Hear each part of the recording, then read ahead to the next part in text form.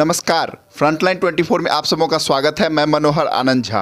अभी हमारी टीम पहुंची हुई है बिस्फी प्रखंड के सादुल्लाहपुर पंचायत, जहां पर मुखिया पद के प्रत्याशी अजय कुमार पासवान जी हम लोग के बीच मौजूद हैं।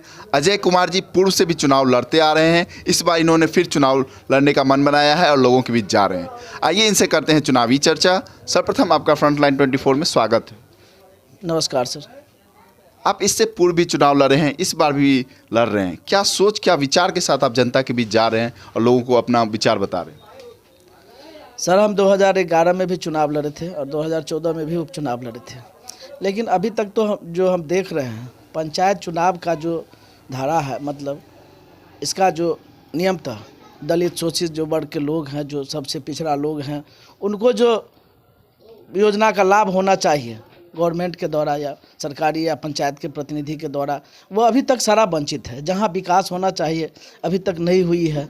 दूसरी चीज़ है कि इस बार के जो सत्र गुजरा है, इसमें 14 वार्ड है। 14 वार्ड में जो जल नल योजना का कार्य हुआ है, कहीं भी जल नल योजना सक्सेस नहीं है, कहीं भी पानी नहीं दे रही है और बहुत सारा विकास बाकी है। मतलब बहुत सारे लोग हैं जो वृद्धावस्था पेंशन के लिए, इंदिरा आवास के लिए भटक रहे हैं।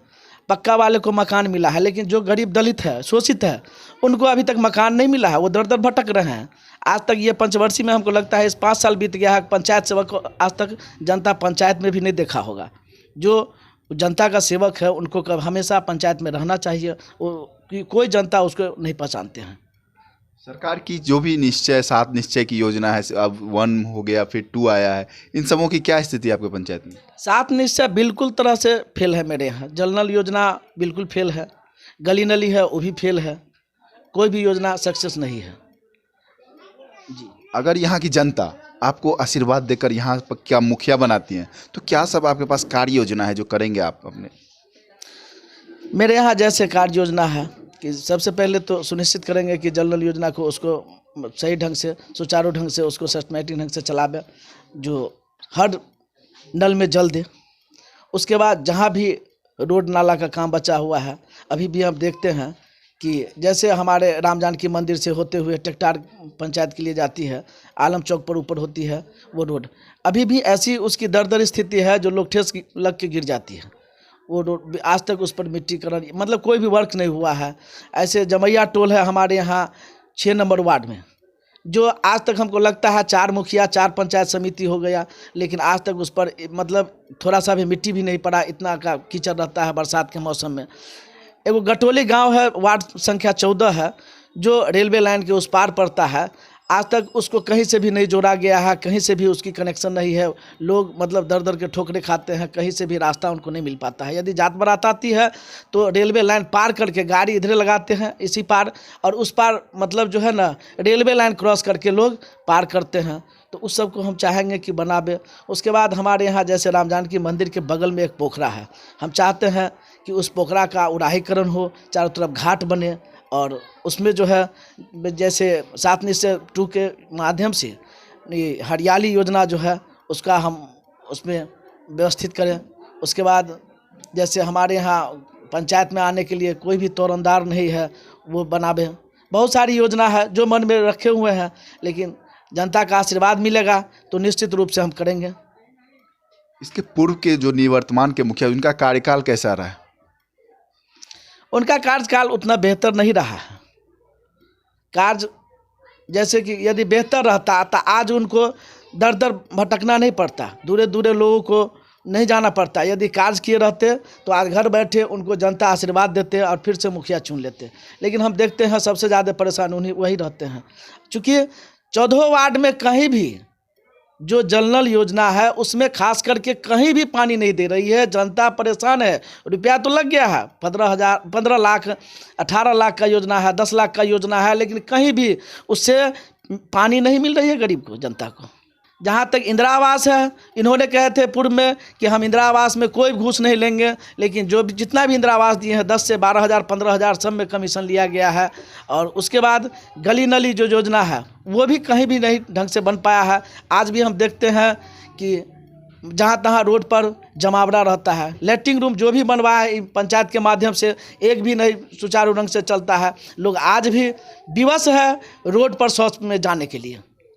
अभी आप देख सकते हैं कि जहाँ तहाँ शौच करने के लिए लोग रोड पर जाते हैं। इतना शौचालय देने के बाद भी लोग रोड पे जाना पड़ता है। सड़कों की ये स्थिति, अभी मैं भी इस पंचायत का भ्रमण किया हूँ तो सड़कों की स्थिति बहुत ख़राब है। इसके लिए कौन जिम्मेवार है? और जो भी रोड बने किए हैं, हम देखते हैं कि 6 महीना नहीं हुआ है, पूरा दरार फट गया है, टूट के गिर गया है। इतनी जर्जर मतलब इतना घटिया काम किए हैं।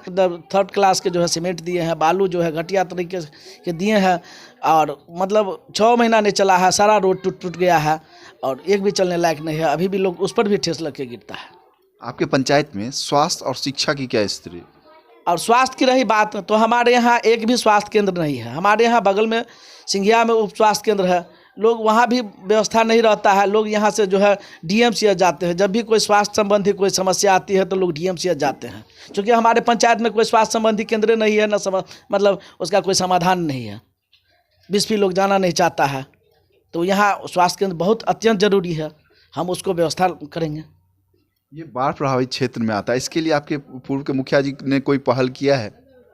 बाढ़ प्रभावित है, इसके लिए कोई पहल नहीं किया। हम तो देखे हैं कि अगले बार जो बाढ़ हमारे यहाँ बाढ़ से पूरी ग्रस्त थी पूरी पंचायत, लेकिन कुछ लोगों को, सूक्ष्म लोगों को 6,000 रुपया का बेनिफिट मिला, जो मतलब बाढ़ राहत कोष होता है उससे मिला, और बहुत सारे लोग इससे वंचित रह गए हैं, जिसमें मुखिया जी कुछ अच्छा भागीदारी नहीं निभा पाए और जनता को खुश नहीं कर पाए। और दूसरी चीज़ है कि बाढ़ के परमानेंट निजात के लिए जैसे नहर की व्यवस्था होनी चाहिए, नाला की व्यवस्था होनी चाहिए गांव से, वो कहीं कुछ नहीं हुआ है। सरकार को लिखना चाहिए, यहाँ के स्थानीय विधायक, मंत्री, MLA, MP से मिलना चाहिए। ऐसा कुछ जी, ऐसा हमारे अभी जो वर्तमान मुखिया हैं ऐसा कुछ नहीं किया। कोई MLA MP से कोई भी योजना नहीं करवाया है। जैसे एक होता है ना कि बखारी में आप रख दीजिए कोई भी अनाज को, वो होता है जो घर में खिलाते रहेगा, तो ऐसा काम किए हैं। जो बखारी में आया है तो उसको किसी तरह अपना जो है उसको खर्च करके उसमें से अपना क्या लगता है कि राजनीति को व्यापार बना दिया गया समाज सेवा के नाम पे? राजनीति को व्यापार बना दिया गया।